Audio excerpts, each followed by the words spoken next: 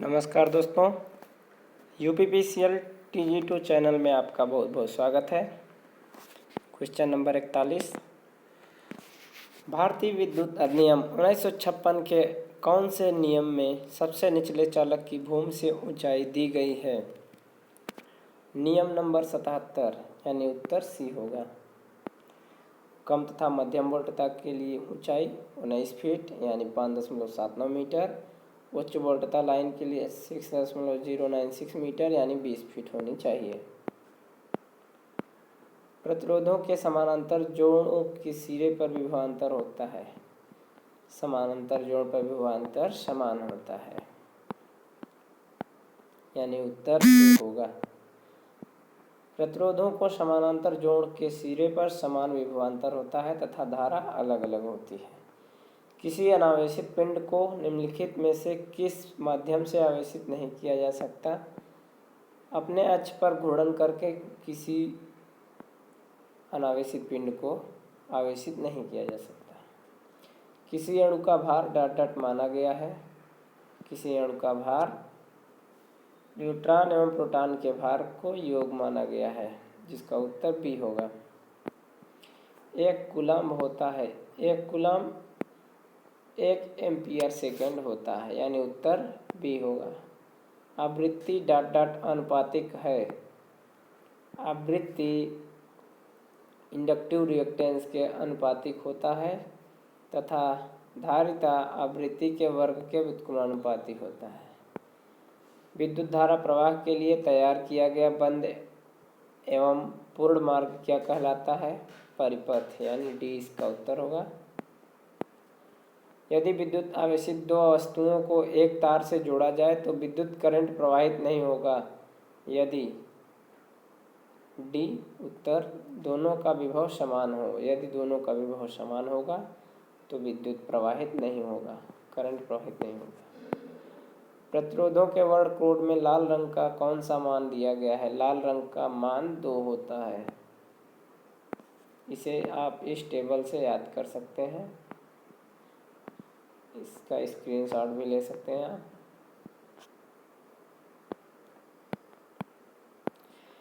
निम्नलिखित में से कौन सी सदिश राशि है? वैद्युत क्षेत्र एक सदिश राशि है। निम्नलिखित में से कौन सा प्रतिरोधक भौतिक रूप में माप में बड़ा होगा? जिसका उत्तर सी है 100 ओम 50 वाट। जिस प्रतिरोध का वाट एवं प्रतिरोध का मान ज़्यादा होता है वह प्रतिरोध ज़्यादा होता है। वह प्रतिरोध भौतिक रूप से आकार में बड़ा होता है, परंतु मुख्य रूप से प्रतिरोध का आकार प्रतिरोध की शक्ति पर निर्भर करता है।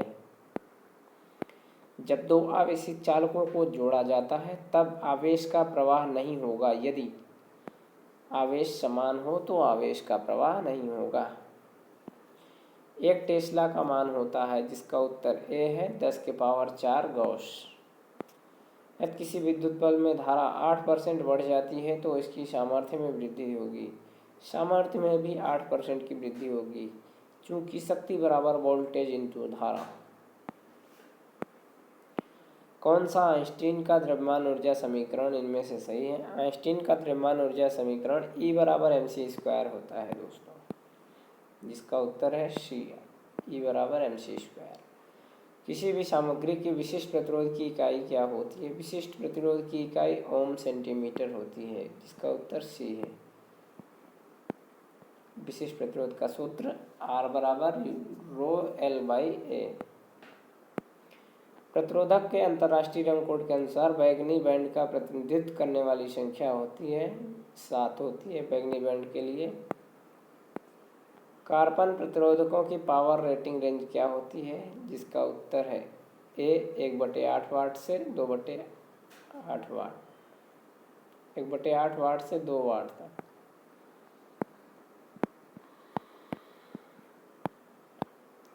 नारंगी, लाल, भूरा तथा स्वर्णिम रंग बैंड वाले एक कार्बन प्रतिरोध का मान होगा 320 ओम ±5%, जिसका उत्तर सी है। आप इस माध्यम से लगा सकते हैं। 5 एम्पीयर परिपथ 800 वाट से कम में अनुमत अधिकतम प्रकाश बिंदुओं की संख्या होगी, जिसका उत्तर बी 10 बिंदु। यदि I धारा है, V वोल्टता है, शक्ति P है, तो यह किसके समतुल्य होगा? जिसका उत्तर डी, P बराबर V इंटू I। धातु के तार में कौन सा कण विद्युत धारा का वहन करता है? धातु के तार में विद्युत धारा वहन करने के लिए इलेक्ट्रॉन की आवश्यकता होती है, यानी उत्तर बी होगा। 1 गीगा ओम किसके बराबर होता है? 1 गीगा ओम 10⁹ ओम के बराबर होता है। 50 हर्ट्ज पावर आपूर्ति से संबंधित अवधि है। 50 हर्ट्ज पावर आपूर्ति से संबंधित अवधि 20 मिली सेकेंड होती है। टाइम पीरियड बराबर 1/फ्रीक्वेंसी, जिसका उत्तर है 20 मिली सेकेंड। ओजोन परत में हो रहे छेद का कारण है। ओजोन परत में हो रहे छेद का कारण CFC यानी क्लोरोफ्लोरोकार्बन है। हाइड्रोजन, सल्फर तथा ऑक्सीजन का परमाणु क्रमांक क्रमशः 1, 32 तथा 16 है। सल्फ्यूरिक अम्ल का अणुभार होगा। सल्फ्यूरिक अम्ल का अणुभार 98 होता है। सल्फ्यूरिक अम्ल का सूत्र H2SO4 निकालने पर 98 हो जाएगा। निम्नलिखित में से कौन से यांत्रिकी सफाई प्रक्रिया है? यांत्रिक सफाई प्रक्रिया पिकलिंग कहलाती है, जिसका उत्तर बी होता है। नाइट्रीकरण है। नाइट्रीकरण एक हीट ट्रीटमेंट प्रोसेस है जिसे ऊष्मा उपचार प्रक्रिया कहते हैं। द्रव द्वारा प्रदर्शित प्रवाह के प्रतिरोध को डाट कहते हैं। द्रव में प्रतिरोध लगने को श्यानता कहते हैं। निम्नलिखित अवयवों के नाम चिन्ह के मिलाप में से गलत बताइए। इसमें डी उत्तर सही है। लोहा का चिन्ह Fe होता है। धातु के अति पतली निक्षेप को डट कहते हैं। धातु को अति पतली निक्षेप को फ्लैश प्लेट कहते हैं। उत्पादन उद्योग में प्रयुक्त शून्य विसर्जन पद का अर्थ होता है। शून्य विसर्जन का अर्थ होता है सी नंबर, कोई बहिर्स्राव बाहर नहीं छोड़ा जाता। 73 आवेशित परमाणु कहलाता है। आवेशित परमाणु आयन कहलाता है। एक धनायन हो गया और एक ऋणायन। निम्न में से कौन सबसे अधिक भारी है? सबसे अधिक भारी अणु प्रोटॉन होता है।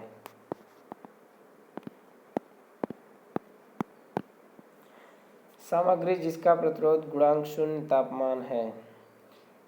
प्रतिरोध तापमान गुणांक 0 मैग्नीन का होता है। कांस्टेंटन में शामिल होता है तांबा और निकेल। उत्तर ए है। एक आदर्श धारा स्रोत में होना चाहिए। आदर्श धारा स्रोत में अनंत आंतरिक प्रतिरोध होना चाहिए, जिसका उत्तर बी है। ओम का नियम निम्न में से संबंध से जुड़ा हुआ है। ओम का नियम धारा और वोल्टता से जुड़ा हुआ है। एक आदर्श धारा स्रोत का 0 होता है। आदर्श धारा स्रोत की आंतरिक चालकता 0 होती है। 1 वोल्ट निम्न जैसा ही होता है। 1 वोल्ट 1 जूल प्रति कूलम्ब होता है। निम्नलिखित में से कौन सा विद्युत धारा का सुचालक होता है? विद्युत धारा का सुचालक नल का पानी होता है। निम्नलिखित में से कौन सा सही है? जिसका उत्तर है डी। माइक्रो एम्पियर यानी छोटा 10⁻⁻⁶, मिली एम्पियर यानी बड़ा 10⁻⁻3, जिसका उत्तर डी है। 2 किलो ओम का मान होता है। 2 किलो ओम का मान 2000 ओम होता है, जिसका उत्तर ए है। कांच का छड़ को जब सिल्क के कपड़े से रगड़ा जाता है तब किस किस्म की विद्युत पैदा होती है? स्थैतिक विद्युत यानी बी, स्टैटिक इलेक्ट्रिसिटी। किसी बिंदु पर 20 वोल्ट विभव है। अनंत से इस बिंदु तक आवेश लाने के लिए किया गया कार्य 10 जूल होगा, यानी उत्तर बी है। विभवांतर बराबर किया गया कार्य बटे आवेश। किया गया कार्य बराबर 20 × 10⁵ बराबर 10 जूल। पावर की इकाई है। पावर की इकाई वाट होती है। धातु चालक में विद्युत धारा का प्रवाह निम्नलिखित के कारण होता है, इलेक्ट्रॉन के कारण।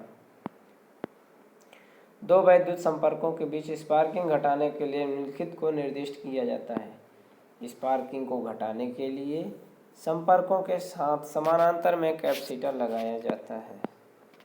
एसी परिपथ में धारा की दिशा पल पल बदलती रहती है, यानी उत्तर इसका हो जाएगा सी।